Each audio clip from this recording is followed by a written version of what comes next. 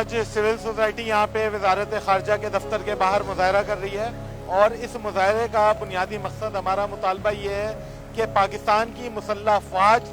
ان کی ذمہ داری پاکستان کی سلامتی کا دفاع ہے، پاکستان کا تحفظ ہے، نہ کہ کسی دوسرے غیر ملک کا دفاع اور تحفظ۔ تو یہ جو حکومت پاکستان کی جانب سے فیصلہ کیا جا رہا ہے، جس کی باتیں کی جا رہی ہیں کہ پاکستان کی مسلح افواج کو سعودی عرب بھیجا جائے گا تاکہ وہ جو سعودی عرب نے یمن پر جاہریت کی ہوئی ہے اس میں حصہ لے، ہم اس فیصلے کے خلاف یہاں پر احتجاج کرتے ہیں۔ کسی کو یہ حق نہیں پہنچتا کہ یمن کے اندرونی سیاسی معاملات کو کوئی بھی دوسرا ملک بیرونی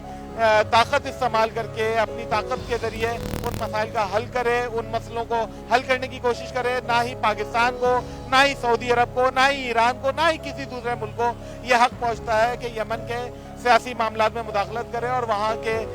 پولیٹیکل ایشوز میں پارٹی بنے۔ آپ پاکستان کی مسلح افواج کو سعودی عرب بھیجنے کا فیصلہ ترک کر دیں، اس کو ختم کر دیں، یہی سول سوسائٹی کا مطالبہ ہے۔ بہت بہت شکریہ۔